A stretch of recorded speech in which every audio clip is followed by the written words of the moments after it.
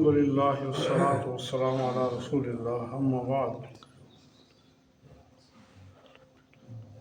نبی کریم صلی اللہ علیہ وآلہ وسلم کے پاس ایک شخص نے سوال کیا، جو بندہ اللہ کے راستے میں شہید ہو جائے اللہ تبارک و تعالیٰ اس کے سارے گناہ معاف فرما دے گا؟ آپ نے فرمایا ہاں۔ اس نے پھر پوچھا دوبارہ کیا سوال تھا؟ اس نے وہی بات کہی تو آپ علیہ السلام نے فرمایا سوائے قرض کے سارے گناہ معاف کر دے گا اللہ تعالیٰ، قرض معاف نہیں کرے گا۔ شہادت کتنی بڑی فضیلت ہے! اللہ کے نبی کی حدیث میں اس کے خون کا قطرہ زمین پہ گرنے سے پہلے اللہ تعالیٰ اسے معاف فرما دیتا ہے۔ اتنی بڑی عظمت ہے شہادت میں۔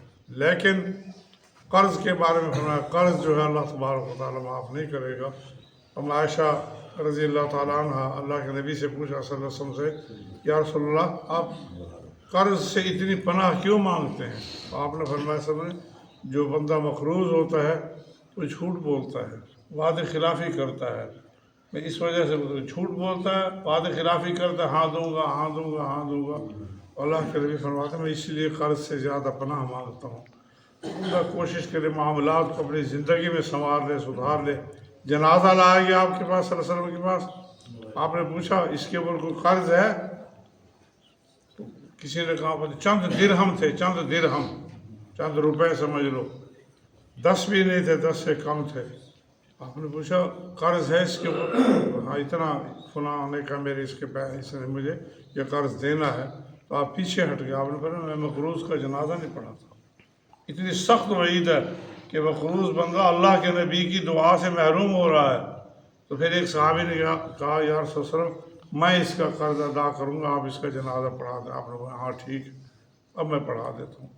ایسا سنگین معاملہ ہے، ہم اس کو آسان لے لیتے ہیں کہ بہت آسان ہے۔ یاد رکھیں آخرت میں کسی کو دینے کے لیے پیسے تو کسی کے پاس ہوں گے نہیں، نمازیں دینی پڑیں گی، روزے دینے پڑیں گے، تہجد کی نمازیں دینی پڑیں گی آخرت میں جا کے۔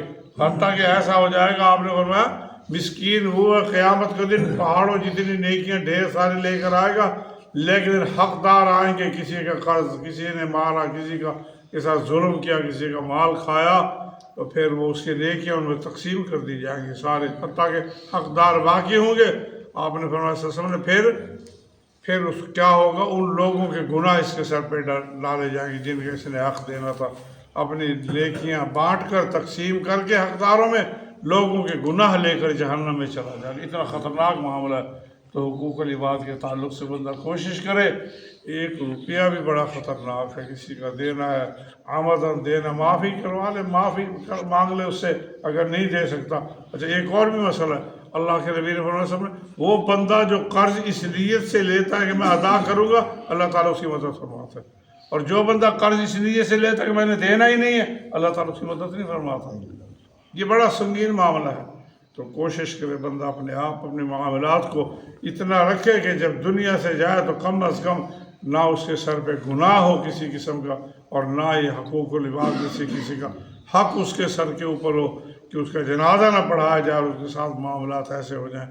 اپنی زندگی میں اعتدال لانے کی کوشش کریں، اور حد الوسع اللہ کے نبی کی جو فرامین ہیں ان پر عمل کرنے کی کوشش کریں۔ اللہ تبارک و تعالیٰ ہمیں عمل کی توفیق عطا فرمائے۔